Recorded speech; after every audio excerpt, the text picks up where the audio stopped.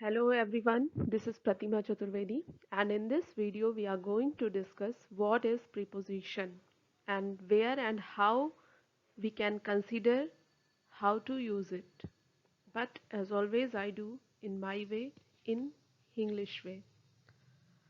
Preposition वो words होते हैं जो एक नाउन या प्रोनाउन को किसी दूसरे नाउन या प्रोनाउन के साथ ब्रिज करने का, रिलेट करने का या कनेक्ट करने का काम करते हैं। और एक प्रेजुडिस है कि प्रिपोजिशन सबसे डिफ़िकल्ट पार्ट है ग्रामर का, लेकिन हमें इसे कंसीडर करने की ज़रूरत है। और एक बार अगर एक कॉन्सेप्ट हमारे माइंड में सेट हो गया तो प्रिपोजिशन को हम इजी बना सकते हैं अपने यूजेस में। तो हम आगे देखेंगे कि किस तरह से हमें इसे कंसीडर करना है। आइए देखते हैं इसे हम कैसे इजी बना सकते हैं।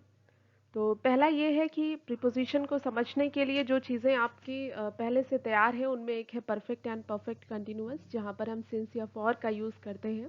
सिंस का यूज़ हम करते हैं for the point of time and for का यूज़ हम करते हैं फॉर पीरियड ऑफ टाइम।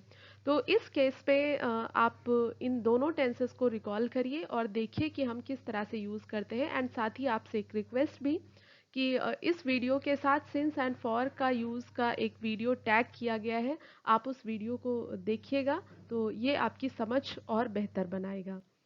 दूसरा है कि एक्टिव एंड पैसिव वॉइस में हम किस तरह से बाई के अलावा और भी कई प्रीपोजिशंस यूज़ करते हैं, जैसे विथ है, एट है। तो इसके लिए भी एक वीडियो इसके साथ मैं टैग कर रही हूँ जो आप लोग देखेंगे और आई एम श्योर कि वो आपकी अंडरस्टैंडिंग को और बेहतर बनाएगा। फिर नेक्स्ट है हम इडियम्स और फ्रेजेस के यूजेस करते हैं, जैसे एट सिक्सेस एंड सेवन्स आप एग्जाम्पल के तौर पे ले सकते हैं, जिसका मतलब है स्कैटर्ड और अनसिस्टमैटिक। और इसके साथ हम एट का यूज़ करते हैं। तो ये कुछ चीज़ें ऐसी हैं जिनको हम पहले से जानते हैं शायद, और अगर हम उन चीज़ों को रिकॉल करने में सक्षम हैं तो हमारे जो अंडरस्टैंडिंग है वो हम समझ पाएंगे कि हम पहले से कुछ जानते हैं। और जब हम ऐसा फील कर पाते हैं तो हमारे लिए आगे बढ़ना आसान हो जाता है। तो जो वीडियो टैग है उनको ज़रूर देखिए और इस वीडियो को पूरा देखिए। हो सकता है कि प्रिपोजिशन को सीखने की जर्नी आपकी यहाँ से शुरू हो जाए और आपकी समझ बेहतर हो जाए। यहाँ आगे आप कुछ सेंटेंसेस देख सकते हैं जहाँ पर एक कॉमन बात है कि उनके सब्जेक्ट या ऑब्जेक्ट सेम हो सकते हैं, बट हर बार एक प्रिपोजिशन चेंज किया गया है, नया प्रिपोजिशन लिया गया है। तो आइए हम समझने की कोशिश करते हैं कि हम किन सिचुएशंस में प्रिपोजिशन को सही चुन सकते हैं। So the first example is the book is on the table. And the book is on the table में यहाँ पर जो ये प्रिपोजिशन हमने ऑन प्रिपोजिशन यूज किया है, ये ऑन प्रिपोजिशन उस सिचुएशन में यूज किया गया है where something is on the surface of something. किसी चीज की सतह पर उसके टच में होकर के कोई चीज रखी है और हम उसके लिए ऑन का यूज करते हैं। नेक्स्ट देखिए, the book is under the table. And under जो है वो ऑन के अपोजिट के सेंस में यूज किया गया है, मेज के नीचे। और यहाँ पर एक और चीज आप ध्यान दे सकते हैं कि अंडर के सेम सेंस में beneath का यूज भी किया गया है। और ये दोनों प्रीपोजिशन हम एक दूसरे को रिप्लेस करके यूज करते हैं, लेकिन मॉडर्न टाइम्स में under is often used. Next आप देख सकते हैं, the book is in the drawer. कोई एक ड्रॉर, कोई अलमारी है जो सराउंडेड है, घिरी हुई है या बंद है, और उस बंद चीज़ के अंदर जब हम कोई चीज़ रखते हैं तो हम वहाँ पर यूज़ करते हैं इन। आप यहाँ पर ड्रॉर की जगह अगर रूम होता तो भी आप कहते the book is in the room. ठीक है, तो इन तीनों सेंटेंसेस को समझने की कोशिश कीजिए। आपका सब्जेक्ट तीनों ही जगह पर सेम है, बट उसकी सिचुएशन अलग अलग है जहाँ पर हमने अलग अलग प्रिपोजिशंस यूज़ किए हैं। फिर देखिए, the book is between the pen and paper. Pen और पेपर के बीच में किताब है। तो यहाँ पर एक सिचुएशन है जहाँ कोई दो ऑब्जेक्ट्स हैं और उन दो ऑब्जेक्ट्स के बीच में बुक रखी हुई है। यहाँ पर हम यूज़ कर सकते हैं बिटवीन। फिर आप आगे देखिए, the book is behind the door. Door कोई एक ऑब्जेक्ट है जो स्टेबल है और उसके पीछे कोई बुक रखी हुई है। इन सिचुएशंस में हम बिहाइंड का यूज़ करते हैं। फिर नेक्स्ट है, you can take the book from the cupboard. Cupboard एक अलमारी है और जहाँ से ये कहा जा रहा है कि यू कैन टेक, आप ले सकते हो या निकाल सकते हो, तो एक अलग होने का, सेपरेट करने का सेंस आता है, जहाँ पर हम यूज़ करते हैं from. And next is I through my book into the pool, मैंने अपनी किताब पूल में फेंक दी। अब यहाँ पर आप देखिए थ्रू हमने यूज़ किया है, एक मूवमेंट है हमारी वर्ब में, और उस मूवमेंट के साथ कोई एक सिचुएशन चेंज हो रही है किसी चीज़ की। तो जहाँ मूवमेंट होता है वहाँ पर आप यूज़ कर सकते हैं इनटू। एंड नेक्स्ट है the book is being translated into English, एक ट्रांसफॉर्मेशन है, एक ट्रांसलेशन है, मीन्स एक मीडियम से दूसरे मीडियम में कन्वर्जन है। ऐसे केस में आप इनटू का यूज़ करते हैं। फिर आगे आप देख सकते हैं कुछ और एग्जाम्पल्स यहाँ पर लिए गए हैं। The book is read all over the world, पूरे संसार में ये किताब पढ़ी जाती है। जहाँ पर आपको वो हैंडलिंग या होल्डिंग दिखाई नहीं दे रही है और आप समस्त या पूरे की बात करते हैं, ऐसे केस में आप ओवर का यूज़ करते हैं। फिर नेक्स्ट है I am fond of books, मुझे किताबों का शौक है। ये एक फ्रेज है जहाँ पर फॉन्ड के साथ आप ऑफ का ही यूज़ करते हैं। फिर नेक्स्ट है have you gone through the book, क्या तुमने ये किताब पढ़ी है, इस तरह का सेंस आ रहा है। और पूरा देखने के सेंस में, पूरा पढ़ने के सेंस में, पूरा समझने के सेंस में इस फ्रेज का यूज़ किया जाता है गो थ्रू, और गो की थर्ड फॉर्म है gone. Next is open the book at page 20, page number 20 पर ये किताब खोलो। जब कोई चीज़ कहीं पर फोकस्ड होती है, हम एक टारगेट या गोल करते हैं, एम होते हैं किसी जगह पर, तो उसके लिए हम एट का यूज़ करते हैं। फिर अगला सेंटेंस आप देख सकते हैं I bought this book at 50, और इस सेंटेंस का मतलब है कि मैंने ये किताब 50 रुपए में खरीदी। तो किसी का रेट या कॉस्ट बताने के लिए किसी चीज़ का, वहाँ पर आप एट का यूज़ करते हैं। फिर आई am busy with my books, मैं किताबों के साथ व्यस्त हूँ, मतलब मैं किताबें पढ़ रहा हूँ। इस तरह के सेंस में आप विद का यूज़ करते हैं। I I am busy with my business, I am busy with my books, I am busy with my sports, I am busy with my what. Next है I am taking interest in books, आप इस sentence को ऐसे भी लिख सकते हैं I am interested in books. तो ये जो इंटरेस्ट वर्ड है ये हमेशा आप कह सकते हैं कि इनके साथ यूज़ किया जाता है। फिर नेक्स्ट है I can not live without books, मैं किताबों के बिना नहीं रह सकता, ये भी एक प्रिपोजिशन है। और आप इसको यहाँ पर और भी कई सारे प्रिपोजिशन यूज़ कर सकते हैं, जैसे I can not live with books, I can not live without books, मैं किताबों के साथ नहीं रह सकता, मैं किताबों के बिना नहीं रह सकता। ये अलग अलग सेंस है। तो यहाँ पर एक चीज़ जो क्लियर है वो ये है कि हमारे हर एक सेंटेंस में, अलग अलग सेंटेंसेस में, जो हमारी वर्ब है, जो हमारा ऑब्जेक्ट है, उनकी सिचुएशन पर कई बार प्रिपोजिशन यूज़ किए जाते हैं। कहने का मतलब ये है, जिस्ट ये है कि अगर आप प्रिपोजिशन को का मतलब जानते हैं, उस पर्टिकुलर प्रिपोजिशन की मीनिंग जानते हैं, और मीनिंग के बाद आप उस सेंटेंस में यूज़ किए हुए वर्ब के साथ और ऑब्जेक्ट के साथ उनको कोरिलेट कर सकते हैं। आपकी वर्ब जो है वो मूवमेंट दिखा रही है, आपकी वर्ब कोई सिचुएशन या स्टेट दिखा रही है, आपका ऑब्जेक्ट जो है वो स्टेबल है, आपका ऑब्जेक्ट जो है वो विजिबल है या इनविजिबल है। इस तरह की सिचुएशंस में आपको प्रीपोजिशंस कंसीडर करने होते हैं। तो समझना ये है कि आपको प्रीपोजिशंस के सेंस पता होने चाहिए, उनका रूट पता होना चाहिए कि उनका मीनिंग क्या है एक्चुअली, और फिर आप अपनी वर्ब और ऑब्जेक्ट के बीच में जो रिलेशन बनाते हैं, उस रिलेशन पर कंप्लीटली प्रीपोजिशन डिपेंड करता है। तो अगर आप ये चीज़ समझ लेने में सक्षम हैं, तो फिर प्रीपोजिशन का यूज़ बहुत ज़्यादा इजी हो जाता है। आगे यहाँ पर हम एट को चूज़ कर रहे हैं अपने इस सेशन के लिए। आप यहाँ पर देख सकते हैं कि हम बहुत सारे फ्रेजेस ऐसे यूज़ करते हैं, बहुत सारे ऐसे वर्ड यूज़ करते हैं जो कुछ पर्टिकुलर प्रीपोजिशंस के साथ आते हैं। जैसे आप एग्जाम्पल के लिए यहाँ देख सकते हैं शूट, उसके बाद हमने लाफ वर्ड लिया है, उसके बाद किक वर्ड लिया है, फिर लुक लिया है, फिर शाउट लिया है, फिर एम लिया है। तो शूट के सिनोनिम या पैरेलल कुछ और भी वर्ड्स अगर यूज किए जाते हैं, लाफ के लिए कोई और वर्ड यूज किया जाता है, जैसे उसके पैरेलल एक वर्ड आप स्माइल यूज कर सकते हैं। तो स्माइल के साथ भी आप अगर प्रीपोजिशन की जरूरत है तो एट का ही यूज करेंगे। किक के लिए या हिट के लिए अगर किक से रिलेट करता हुआ कोई वर्ड आप यूज करते हैं तो उसके साथ भी आप एट का यूज करेंगे। फिर लुक है, सी है, इस तरह के वर्ड्स अगर आप लेते हैं, जैसे गेज है, स्टेयर है, सरप्राइज्ड है, अमेज्ड है, इस तरह के वर्ड्स के लिए आप क्या यूज करेंगे, एट ही यूज करेंगे।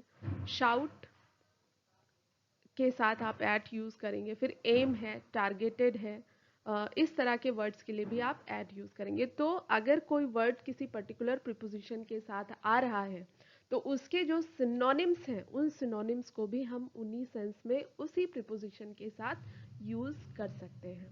अब यहाँ पर आप आगे देख सकते हैं कि हमारे पास कुछ टाइम फ्रेजेस हैं जिनके साथ हम एट का यूज करते हैं। तो ये चीजें आपको दिमाग में रखनी पड़ेंगी क्योंकि कुछ चीजें ऐसी हैं जो एज इट इज जाती हैं। तो रात में आपको कहना है then you will say at night. इसी तरह से at noon, at dawn, dawn means जो एकदम मॉर्निंग और नाइट के बीच का जो टाइम होता है that is dawn. Next is dusk, dawn का अपोजिट भी होता है डस्क, जब शाम और रात के बीच का जो टाइम होता है। Next is twilight, next is daybreak, next is midnight, next is afternoon. इन सभी के साथ हम यूज करते हैं एट का। लेकिन एक चीज आपको याद रखनी है, अगर इन सभी की जगह पर मॉर्निंग या इवनिंग आपने यूज किया है तो फिर आप उसके साथ इन का यूज करेंगे, ना कि एट का, और मे का ही सेंस होगा। ओके, तो इन चीजों को देख लीजिए and please try to keep in your mind. फिर यहाँ हम देख सकते हैं कि एट का यूज हम और भी कई जगहों पर करते हैं। जैसे कुछ डेस्टिनेशन अगर हमें प्रेजेंट करने हो तो हम एट का यूज करते हैं, जैसे कि at home, at the station, at the conference, at the platform, at the top, at the party, at play, at at study. इस तरह के आप फ्रेजेस यूज करते हैं जहाँ पर ये कह सकते हैं कि आप कहाँ पर हैं। I am at home, I am eight the station, I am eight the conference, I am waiting for you eight the platform. इस तरह के फ्रेजेस हमारे यूज किए जाते हैं। फिर अगला है एट दिस मोमेंट, इस समय पर कोई चीज हो रही है। I am not present at this moment. I am at work, मैं काम पर हूँ। तो यहाँ पर ये जो एट वर्क हमने यूज किया है, इन फ्रेजेस में आप इस वर्क को किसी भी वर्ड के साथ अगर रिप्लेस करते हैं, I am at play, I am at study, I am at work, तो आप इन वर्ब्स को रिप्लेस करते जाएंगे। बट यहाँ पर इस तरह के सेंसेस वाले सेंटेंसेस में आप एट का ही यूज करेंगे। फिर आगे आप देखिए, you are welcome at tea. Tea, आप चाय पर आमंत्रित हैं, इसका मतलब ये है। You are welcome at at dinner, you are welcome at lunch. तो इस तरह के जो हमारे वर्ड्स यूज होते हैं इनका मतलब ये होता है कि आप खाने पर या खाने के समय पर या उस पार्टी में आप आमंत्रित हैं। तो ऐसी चीज़ों के साथ हम एट का यूज़ करते हैं। नेक्स्ट, आपको अगर किसी की एज बतानी हो पॉइंट पॉइंट के सेंस में, तो ही डाइड एट 60। फिर है I live at Faizabad in UP. यहाँ पर एट का भी यूज़ किया गया है और इन का भी यूज़ किया गया है। तो जब कोई कंपैरेटिवली कोई प्लेस स्मॉलर होता है, छोटा प्लेस होता है, वहाँ पर आप एट का यूज़ करते हैं। एंड उससे बड़े प्लेस के लिए आप इन यूज़ करते हैं। एंड एग्जैक्टनेस ऑफ टाइम या पॉइंट ऑफ टाइम को बताने के लिए आप सेंटेंसेस में यूज़ करते हैं at they met me at 5 PM। ठीक है, इस तरह के हम सेंटेंसेस फ्रेजेस यूज करते हैं। इनको समझने की ज़रूरत है। इन सेंटेंसेस को आप यूज करिए और उन्हें अलग अलग वर्ड्स के साथ रिप्लेस करके भी देखिए। फिर यहाँ पर कुछ इडियम्स और फ्रेजेस दिए हुए हैं जिनको याद कर लीजिए। एक तो आपको इडियम्स और फ्रेजेस याद हो जाएंगे, दूसरा ये है कि आपको अगर इनसे रिलेट करता हुआ कोई प्रीपोजिशन पूछा जाता है, क्योंकि वी डोंट नो कि हमें कहाँ से क्वेश्चन पूछा जा सकता है, तो अगर ये चीज़ें हम रिकॉल करते हैं तो हमारे लिए उसे समझना बहुत आसान हो जाता है। तो पहला है एट रैंडम। एट रैंडम का मतलब होता है अचानक, जिसे जनरली जब हम अपने रूटीन उसमें यूज़ करते हैं तो ये वर्ड कई बार मिस स्पेल्ट होता है, जैसे हम इसे कहते हैं कि एटेंडम, बट ये एट रैंडम है। Next is at length. At length मतलब कुछ समय पर या कुछ दूरी पर। नेक्स्ट है एट एनी कॉस्ट, किसी भी कीमत पर। I can do it at any cost. At least का मतलब कम से कम। At least I need a few coins for my study. तो वहां पर एटलीस्ट का मतलब कम से कम इतना। फिर है एट लास्ट, मीन्स अंत में, और इसके साथ हमेशा एट का यूज किया जाता है। एट वंस मीन्स अचानक से, कोई चीज सडन होती है। फिर एट ऑल या not at all. Not at all ये हम अक्सर यूज करते हैं। तो ये फ्रेजेस हैं जो एट के साथ यूज किए जाते हैं। फिर इधर ये कुछ और दिए हुए, जैसे at arms length. At arms length का मतलब थोड़ी दूर पर। फिर नेक्स्ट है एट वंस फिंगर्स टिप्स या एट वंस फिंगर्स एंड, मतलब बहुत अच्छी तरह से हमें याद है या हम उन चीज़ों को जानते हैं। Next is at home in, इसका मतलब होता है स्किल्ड होना, पारंगत होना किसी चीज़ में। नेक्स्ट है at the 11th hour, and at the 11th hour का मतलब होता है at the last moment. I can't do it at the 11th hour, तुमने मुझे आखिरी समय पर बताया। आप वहां पर eight the 11th our use कर सकते हैं। You have told me the information at the 11th hour, इस तरह से हम इसे प्रयोग कर सकते हैं। फिर नेक्स्ट है एट डैगर्स ड्रॉन, इसका मतलब है एनमिटी, शत्रुता। और नेक्स्ट है एट वंस वेट्स एंड, जिसका मतलब है बेवकूफ़ी करना।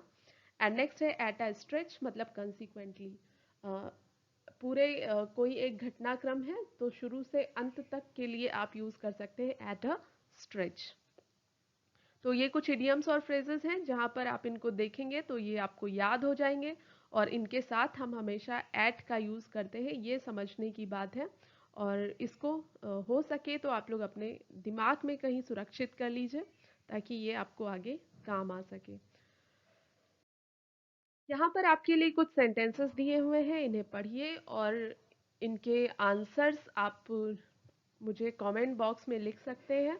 और एक चीज़ और, बहुत ज़्यादा आप इसे समझने की कोशिश करिएगा क्योंकि प्रीपोजिशन का कोई एंड नहीं है। प्रीपोजिशन मैंने कहा, पीछे भी कहा है कि ये हमेशा डिपेंड करते हैं कि आपकी वर्ब और आपका जो ऑब्जेक्ट है उन दोनों के बीच में क्या मूवमेंट है, क्या स्टेबिलिटी है, क्या स्टेट है। वो कोई सिचुएशन बता रहा है, वो कोई गति को बता रहा है, वो सराउंडेड है या ओपन है, वो टच में है या हवा में है। इस तरह की बहुत सारी स्थितियों को कंसीडर करके हम प्रीपोजिशन का प्रयोग करते हैं।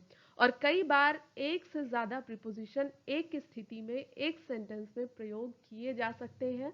हमें वो किस तरह से समझ में आ रहे हैं ये ज़रूरी है। तो एक से ज़्यादा प्रीपोजिशंस भी अगर हम यूज़ करते हैं या कर सकते हैं या किसी सेंटेंस में हो सकते हैं, तो हर वो सेंटेंस जो मीनिंगफुल होगा, जो अपने करेक्ट सेंस के साथ होगा, तो वो सेंटेंस सही होगा। तो एक बार फिर से आपसे यही कहना है कि इन सेंटेंसेस को करिए आप लोग, और आपके आंसर्स आप यहाँ पर कमेंट बॉक्स में लिखिए। एक से ज़्यादा प्रीपोजिशन अगर यूज़ हो सकते हैं तो उनको भी लिखिए। एंड नेक्स्ट वीडियो में हम कुछ और प्रीपोजिशंस के साथ मिलेंगे। लेकिन प्रीपोजिशन को याद करना इज़ नॉट सोल्यूशन, प्रीपोजिशन को समझ लेना, कंसिडर करना ही सोल्यूशन है। लेकिन आप इडियम्स और फ्रेजेस के वे में इन्हें याद करते हुए, समझते हुए आगे बढ़ सकते हैं। Thank you.